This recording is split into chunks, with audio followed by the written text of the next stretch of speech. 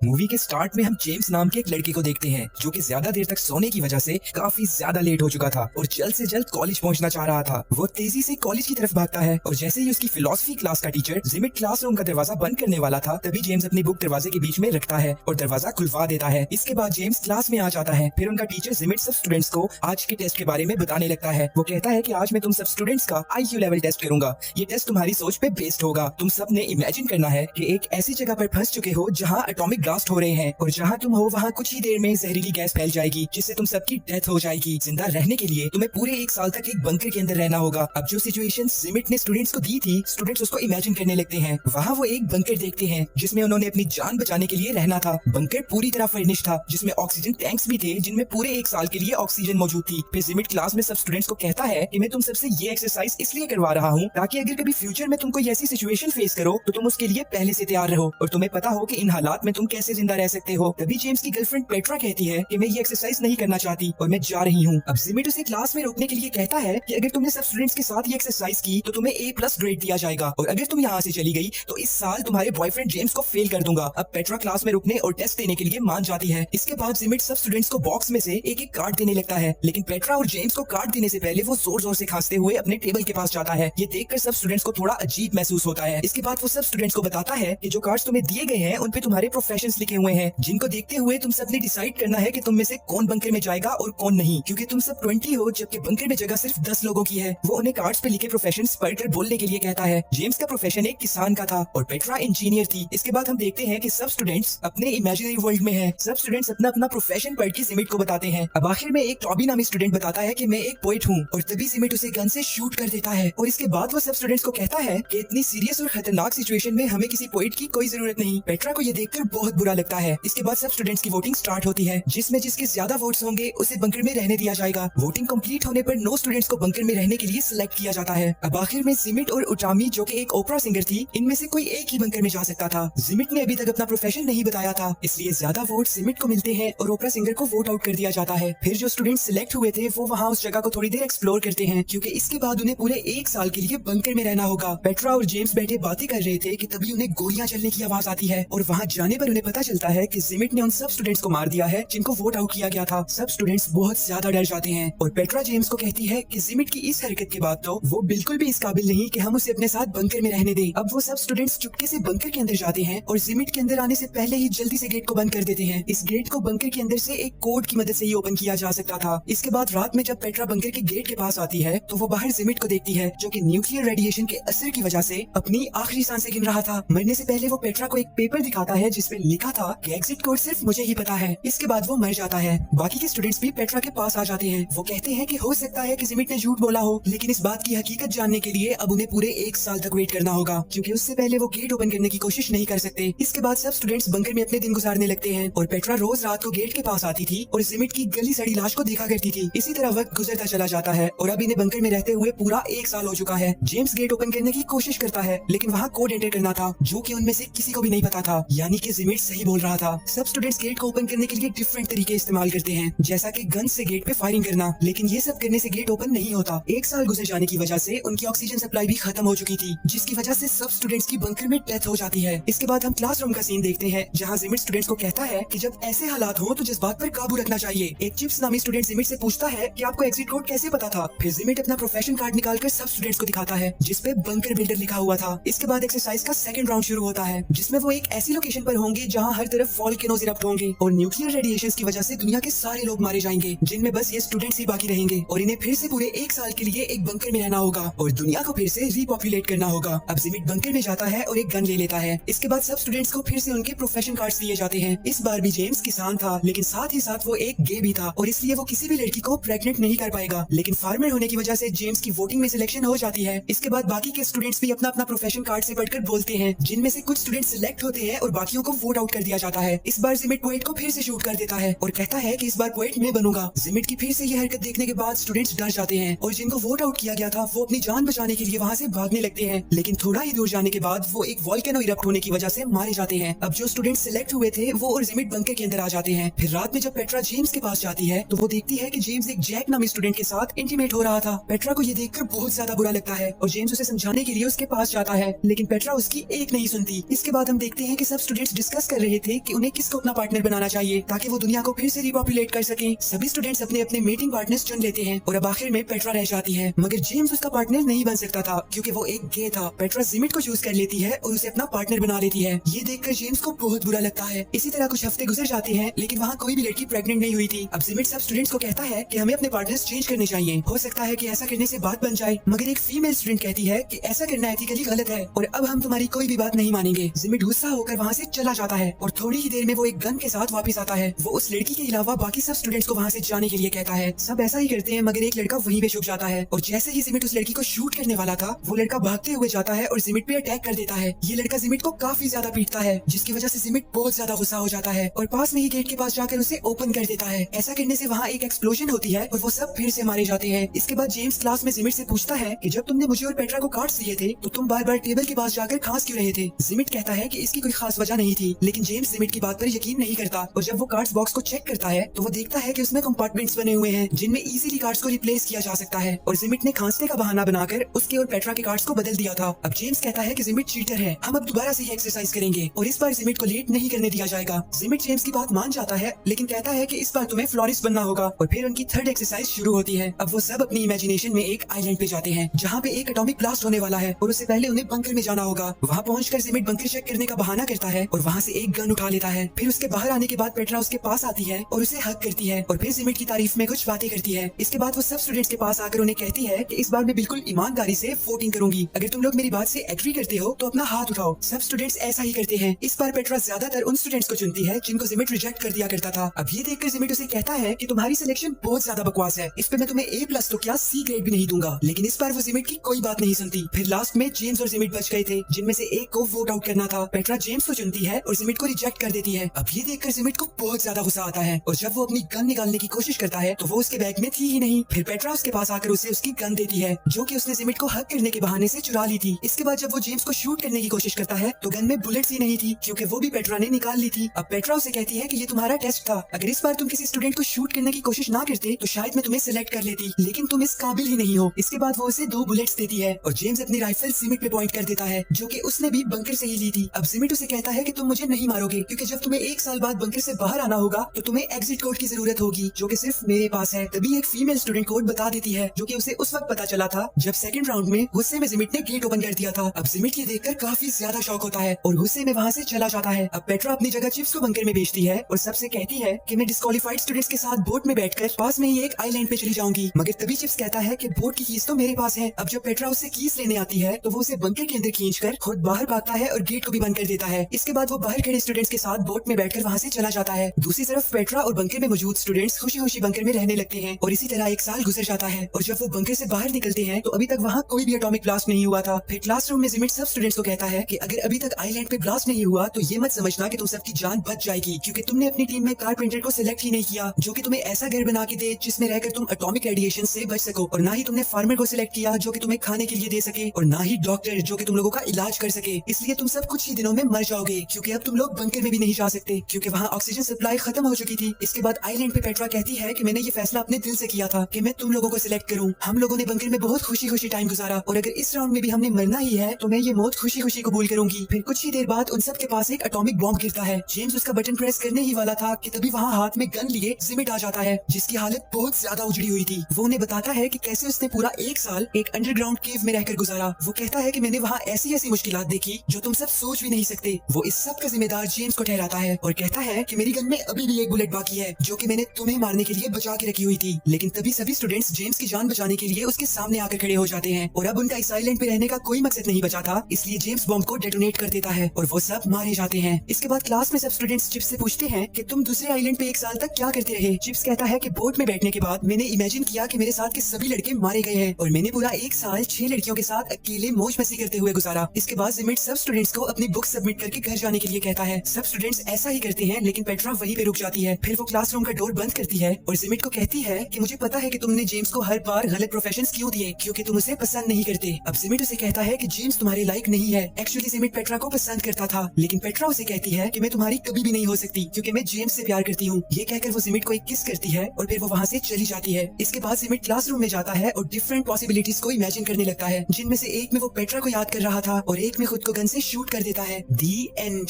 Video को like और channel को सब्सक्राइब करना बिल्कुल भी मत भूलना। Take care stunners and bye bye.